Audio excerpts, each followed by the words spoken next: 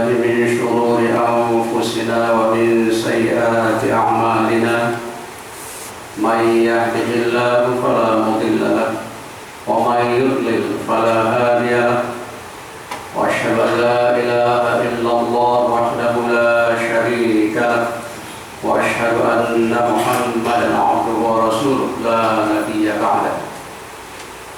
اللهم صل وسلم على محمد النبي المختار المصطفى وعلى آله وأصحابه الذين نالوا المرتبة العليا والمنزلة القصوى. أما بعد فيا عباد الله اتقوا الله وتزودوا فإن خير الزاد التقوى. قال الله تعالى في كتابه الكريم: أعوذ بالله من الشيطان الرجيم. لقد كان لكم في رسول الله أسوة حسنة لمن كان يرجو الله واليوم الآخر وذكر الله كثيرا. Ma'asyiral muslimin rahimakumullah. Ayat yang dikutip dalam pembukaan khutbah tadi terdapat dalam surah Al-Ahzab ayat 21 yang menjelaskan bahwa dalam diri Rasulullah SAW terdapat contoh teladan yang baik yang seharusnya kita contoh dan kita amalkan dalam kehidupan keseharian kita. Hal ini amat penting kita lakukan, kita sadari, sebab tidak sedikit orang yang mengaku muslim tetapi sikap dan tingkah lakunya tidak mencerminkan sebagai pengikut Muhammad Rasulullah SAW. Dalam khutbah singkat ini disampaikan beberapa akhlak beliau yang seharusnya kita tauladani. Yang pertama, Rasul SAW tidak pernah menjelekkan orang lain. Dalam perang Uhud tahun ketiga Hijriah, beberapa sahabat beliau lari dari medan jihad sehingga kalah dalam perang. Hamzah paman Nabi mati terbunuh sebagai syahid bersama 70-an orang sahabat lainnya. Rasul terluka bahkan oleh pihak musuh. Rasul dikatakan tewas hingga turun ayat 144 surah Ali Imran.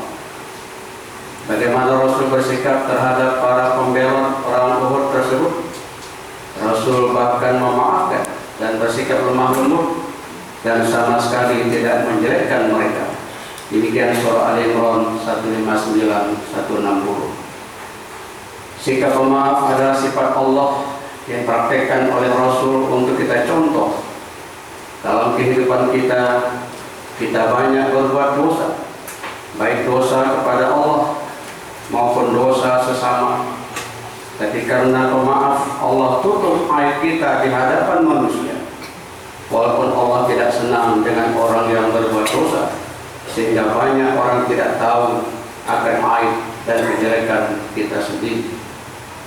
Coba bayangkan sekiranya Allah membeberkan aib manusia, maka berapa banyak koruptor bakal ditangkap KPK, berapa banyak maling masuk penjara, penerima suap dan sogok ditangkap polisi, pasangan selingkuh akan terjadi di tempat maksiat. Bahkan sekiranya Allah bongkar aib kita, calon pejabat pun seperti Wakapres atau cagup tidak akan dipilih rakyat. Allah tidak membuka aib dan kejelekan manusia di dunia secara transparan agar kita sadar dan taubat atas segala dosa-dosa kita, baik kepada Allah kepada sesama manusia. Ma'asyiral muslimin rahimakumullah. Yang kedua, Rasul bersifat tabligh. Tabligh artinya menyampaikan, yaitu Rasul wajib menyampaikan dakwah kepada manusia dan makhluk jin. Namun secara implisit, tabligh bermakna Rasul harus sampai kepada sahabat, harus sampai kepada umat, harus sampai kepada rakyat yang dipimpinnya dalam suasana suka dan duka. Atau istilah lain, harus merakyat. Rasul pernah turun operasi pasar di kota Madinah, melihat langsung pedagang berjualan. Lalu beliau memasukkan jari tangannya ke dalam timbunan buah kurma yang sedang dijual. Ternyata kurma jelek yang di bawah ditemu dengan kurma yang bagus di atasnya. Rasul pun menegur sang pedagang karena curang dalam bisnis. Itulah hikmahnya kenapa dilarang sholat sunat setelah sholat asar. Karena kebiasaan Rasul setelah sholat asar di Masjid Nabawinya, Rasul langsung bertemu para sahabat atau rakyatnya untuk mendengarkan atau menerima laporan masalah yang menyangkut urusan satu hari tersebut sejak pagi sampai asar.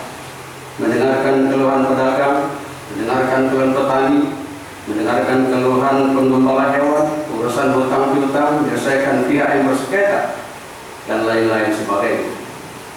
Masyaallah muslimin rahimakumullah.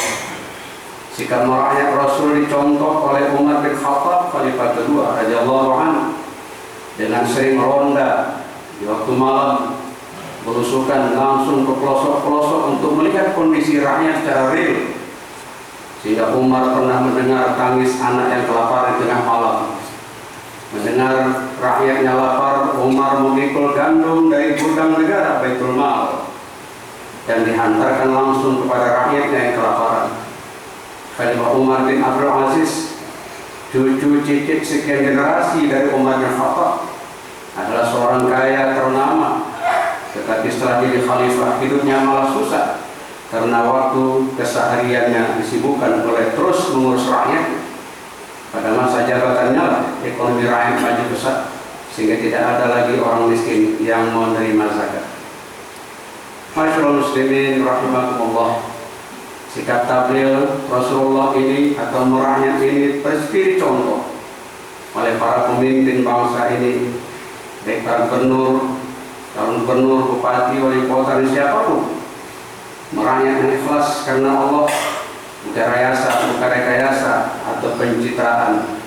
Merakyat yang tanpa pamrih, bukan untuk publikasi media massa atau siaran TV.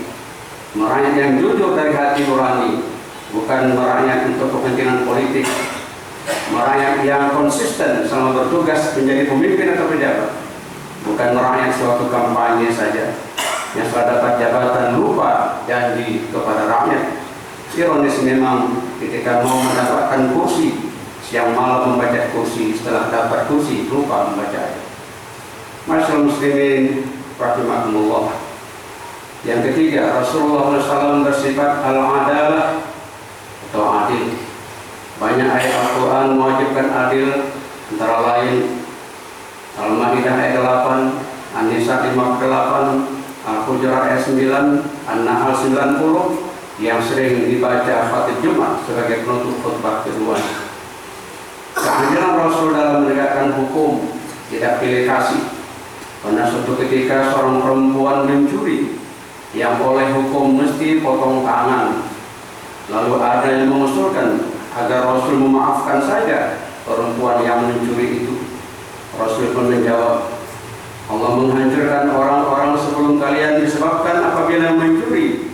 Orang terpandang lagi terhormat atau pejabat mereka bebaskan atau ringankan hukumnya. Tetapi kalau mencuri rakyat biasa yang lemah langsung mereka hukum. Selanjutnya Rasul menjelaskan dan menegaskan, Wallahi law kanat Fatimatu bintu Muhammadin la qatattu yadaha. Demi Allah, kata Rasul, sekiranya anak bungsuku Fatimah itu yang mencuri, aku akan potong juga tangannya. Hadis riwayat Ahmad, Muslim, Nasai dari Siti Aisyah. Hadis lain, Rasul bersabda, hakim ada 3 macam, 2 di neraka dan 1 di surga. Hakim yang bodoh, nggak ngerti hukum lalu menghukum, ini hakim ke neraka. Hakim yang ngerti hukum lalu menghukum secara zalim dan curang, buta terhadap keadilan, ini hakim juga ke neraka. Yang ke surga adalah hakim yang adil dengan menegakkan kebenaran. Hadis riwayat Abu Dawud, Ibnu Majah, Tirmidzi, dan Nasai. Seorang pemimpin yang melindungi rakyatnya dengan adil, keadilan hukum, keadilan sosial, keadilan ekonomi, keadilan pendidikan dalam berbagai aspek kehidupan manusia. Pemimpin seperti ini termasuk satu di antara 7 golongan manusia yang mendapat perlindungan Allah Subhanahu wa taala di yaumil mahsyar kelak. Demikian hadis Bukhari Muslim dari Abu Hurairah. Masyaallah muslimin rahimakumullah. Sifat adil Rasul SAW mesti dicontoh oleh kita, terutama kepada para penegak hukum di negeri kita ini sebagai negara hukum. Jangan hukum di negeri ini tajam ke bawah, tumpul ke atas. Hukum wajib membela yang benar, bukan membela yang baik. Di mata hukum semua sama. Jangan memihak kepada partai, organisasi, atau golongan. Masyaallah muslimin rahimakumullah. Masyarakat Arab jahiliyah hancur disebabkan saling ejek dan menjelekkan antar suku kabilah, sehingga Rasul perlu diutus sebagai rahmatan lil alamin. Para pemimpin menyatulah dengan rakyat, pedulilah nasib rakyat, jadilah pelayan rakyat, bukan minta dilayani. Para penegak hukum bersikap adil, katakan yang benar adalah benar, yang salah adalah salah, cepat atau lambat, yang salah pasti dikalahkan oleh Allah Subhanahu wa taala. Fa'tabiru ya ulil absar fastaghfiru innahu huwal ghafurur rahim.